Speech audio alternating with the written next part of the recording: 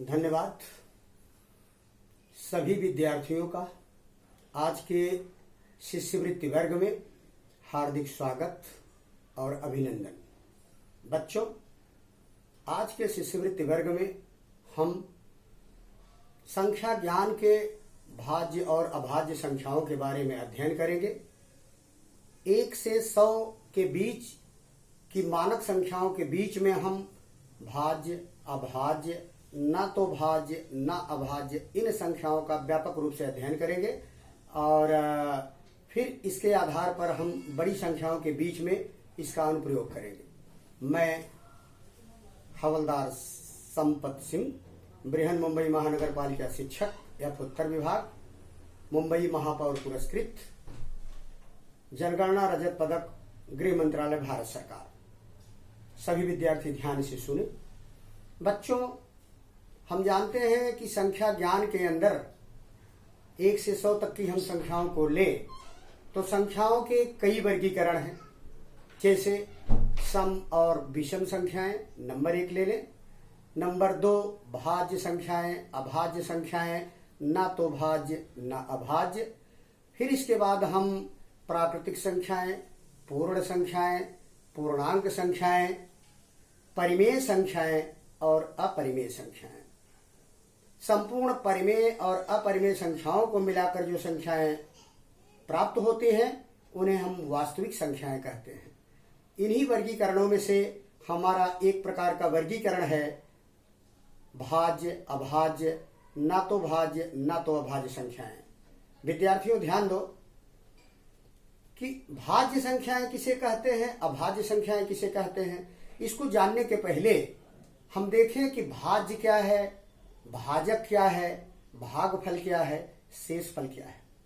जैसा कि हम जानते हैं कि हमारी मूलभूत संक्रियाएं जोड़ना, घटाना, गुणाकार, भागाकार, जोड़ के जो क्रमिक पदावलियां हैं जिसमें जोड़ा जाता है योग्य, जिसको जोड़ा जाता है योजक, जोड़ने पर जो कुछ आता है उसे हम योगफल कहते हैं।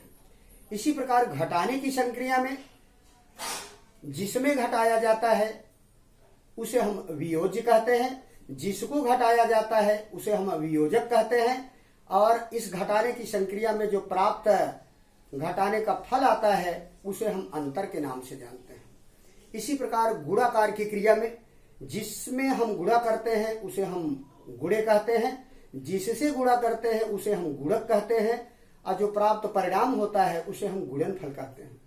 हम आते हैं अपनी महत्वपूर्ण संक्रिया जो इन तीनों पर आधारित है, भागफल की संक्रिया। जिसमें भाग देते हैं उसे हम भाज्य कहते हैं, डिविडेंड। जिससे भाग देते हैं उसे हम भाजक कहते हैं, जो प्राप्त होता है परिणाम उसे हम भागफल कहते हैं, और जो क्रिया के अंत में आता है उसे हम शेषफल कहते हैं। अब ध्यान दो बच्चों, इस विभाग की संक्रिया में यदि शेषफल 0 आता है तो हम भाज्य को विभाज्य बोलते हैं, और जो हमारा भाजक है इसको हम विभाजक बोलते हैं। भागफल उसी तरह, शेषफल उसी तरह। उदाहरण के लिए हम 46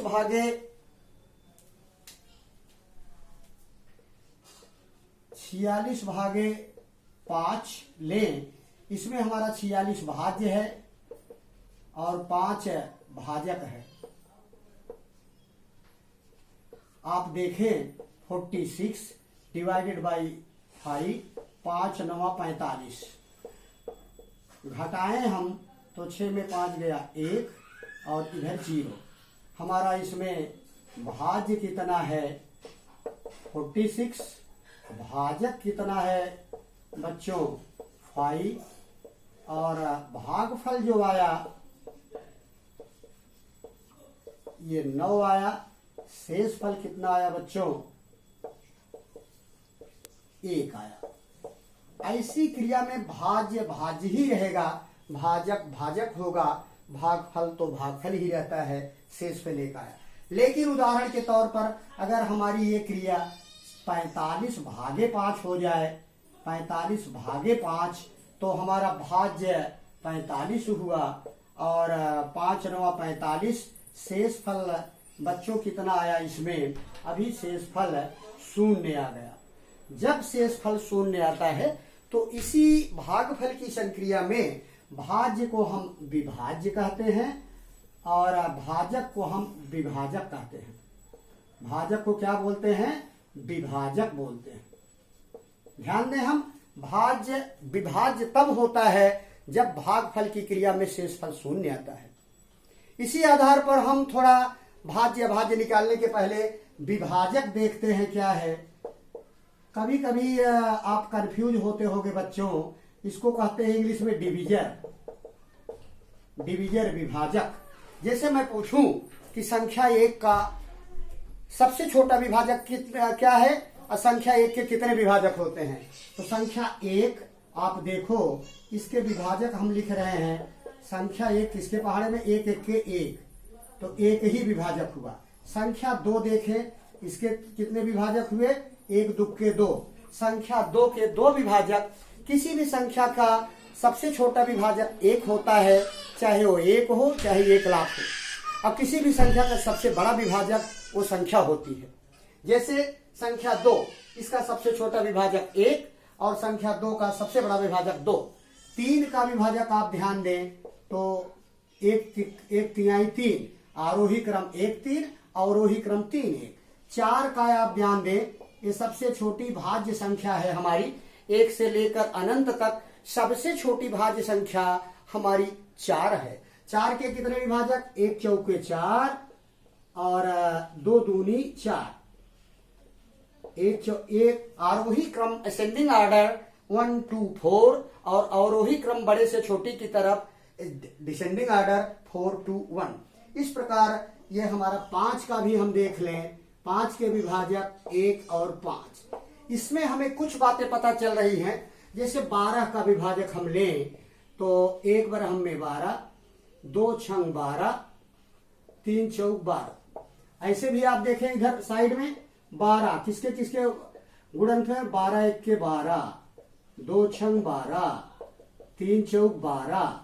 किन किन संख्याओं के गुणन में आती है, तो 12 के फैक्टर्स हैं 1 12, 2 6, 3 4। इन्हीं को हम क्रम से लिख लिए। 1 से भाग दिए तो 12 बार, 2 से भाग दिए तो 6 बार, 3 से मैंने भाग दिया तो 4 बार।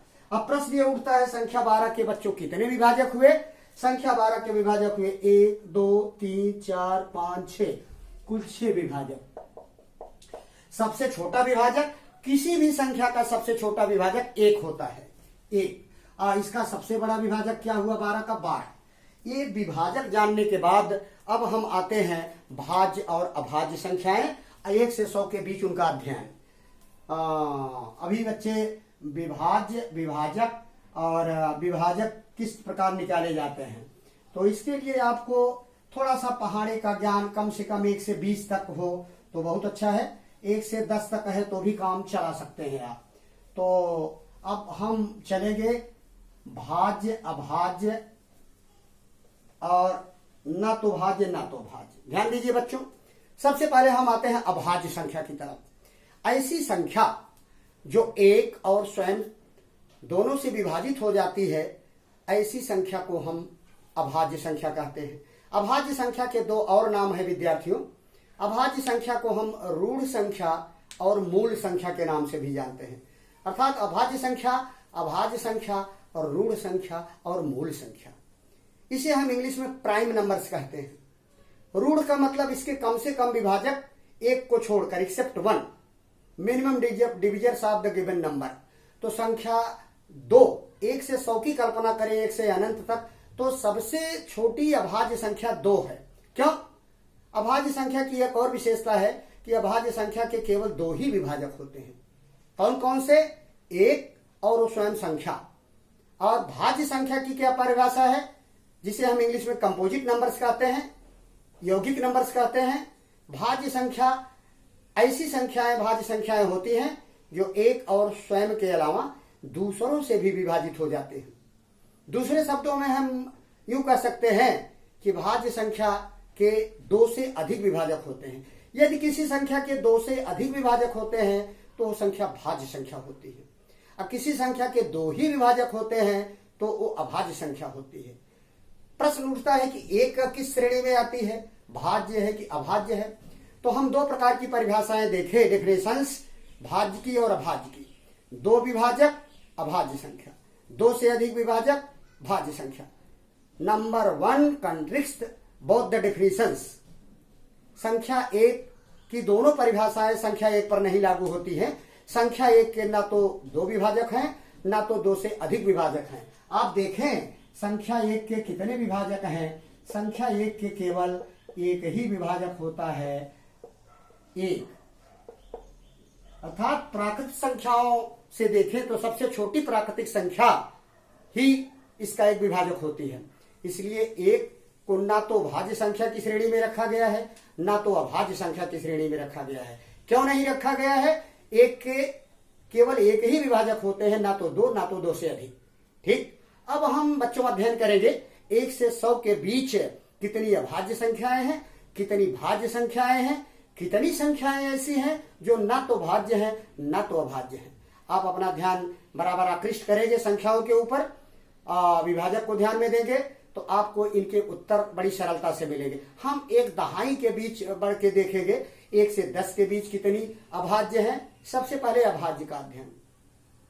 1 से 10 के बीच की अभाज्य संख्याएं कितनी है, और 1 से 11 से 20 के बीच अभाज्य संख्याएं कितनी है, 21 से 30 के बीच की संख्या है। तो 1 से 100 के बीच है, 1 से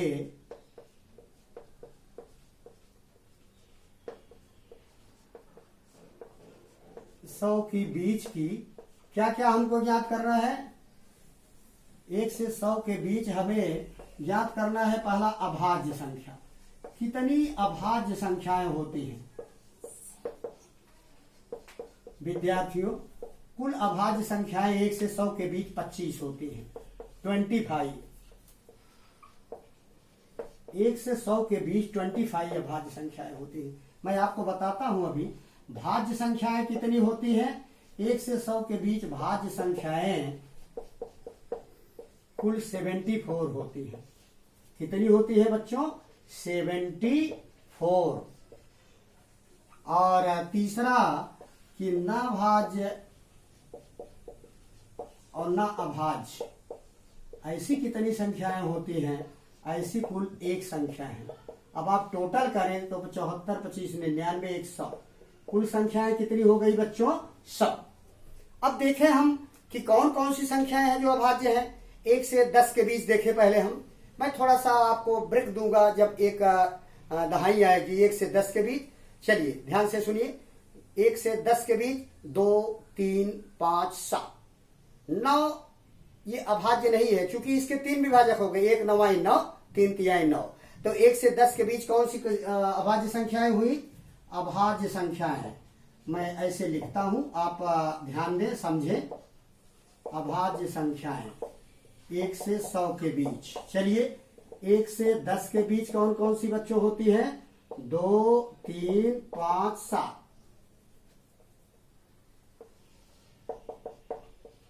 चलिए 11 से 20 के बीच कौन कौन सी होती है विद्यार्थियों? 11, 13, 17, 19। चलिए अभी 21 से 30 के बीच कौन कौन सी अभाज्य संख्याएं हैं? इसके बीच बच्चों केवल 2 ही मिलेगी आपको, 23 और 29। आप कहेंगे 21 1 और 21 2 विभाजक, इसके अलावा 3 7 21, 1 3 7 21 4 विभाजक हो गया। और जितनी भी सम संख्याएं हैं वो तो 2 से विभाजित हो जाती है, तो उनके अधिक विभाजक मिलते हैं। 21 से 30 के बीच हो गई। अब आप इधर बढ़ें। 31 से 40 के बीच कौन कौन सी अभाज्य संख्याएं हैं? तो मिलेगा आपको 31, 31, 37, और फिर 41 से 50 के बीच कौन कौन सी अभाज्य संख्याएं हैं? तो इसमें बच्चों आपको मिलेगा 41, 43 और 47। 3 संख्याएं हैं। 41 से 50 के बीच कुल 3 अभाज्य संख्या। 41 का कौन कौन सा विभाजक? 141। 43 का विभाजक 143, 47 का 147। अभी आप आए 51 से 60 के बीच कितनी अभाज्य संख्याएं हैं? तो आपको मिलेगा 53, 59। इन संख्याओं के जो नीचे लिखी गई है केवल 2 ही विभाजक होते हैं। अब आप चलें 61 से 70 के बीच कितनी अभाज्य संख्याएं हैं, तो 61, 67 2 ही है। बच्चों अब 71 से 80 के बीच आप देखें कौन कौन सी हैं, तो 71, 73, 79 3 अभाज्य संख्याएं। अब आप आगे बढ़ें तो 81 से 90 के बीच कितनी कितनी अभाज्य संख्याएं हैं, 83 और 89। बच्चों 81 1 जा 81, 181 जा 81, तो 1 81 और 27 3 81, 3 से भी कट जाएगी। और इसी तरह 87 भी 8 7 15 अंकों का योगफल 15 है, वो भी 3 से डिवाइड होगी। इसलिए 81 90 के बीच में 83 89 और लास्ट इसका इंटरवल 100 के बीच कि 90 और 100 के बीच कितनी अभाज्य संख्याएं हैं, केवल एक ही अभाज्य संख्या है 97। 91 13 से 91, 92 2 से कटेगी। अब बच्चों कितने आए आप गिने तो 4 4 8 2 10 2 12 3 15 16 17 18 19 20 21 22 23 24 25। तो ये 25 संख्याएं 1 से 100 के बीच इधर आपको प्राप्त हुई। अभी सभी बच्चे ध्यान देंगे कि भाज्य संख्याएं कितनी होती हैं, 100 में 25 निकाल दीजिए तो 75 बची। एक ऐसी है ना तो भाज्य है ना तो अभाज्य है, तो 1 से 100 के बीच में कितनी भाज्य हुई, 74। सबसे छोटी भाज्य संख्या बच्चों कहां से शुरू होती है, सबसे छोटी भाज्य संख्या कहां शुरू होती है बच्चों, 4 6 8 9 10 12 14 15 इस तरह। ये कितनी संख्याएं हैं भाज्य बच्चों, 74 आएंगी। और तीसरा न तो भाज्य न अभाज्य, केवल एक ही है, इसको मैंने आपको बताया अच्छी तरह, न तो भाज्य और न अभाज्य। ये कितनी संख्या है बच्चों, केवल एक। कौन सी संख्या है, वो एक है। अब एक बात ये आती है कि जितनी अभाज्य संख्याएं हम देख रहे हैं 2 3 5 7 11 13 17 19, तो इसमें क्या मिल रहा, सभी संख्याएं, जितनी भी अभाज्य संख्याएं सभी संख्याएं वो विषम है। केवल एक ही अभाज्य संख्या ऐसी है, सबसे छोटी अभाज्य संख्या जो 2 है, ये अभाज्य तो है लेकिन सम है। इससे क्या पता चला कि 1 से लेकर अनंत के बीच जितनी भी अभाज्य संख्याएं प्राप्त होती हैं सभी अभाज्य संख्याएं विषम होती हैं। दूसरी विशेषता, केवल एक ही ऐसी अभाज्य संख्या है जो सबसे छोटी अभाज्य संख्या है 2, वो सम है, अर्थात 2 सबसे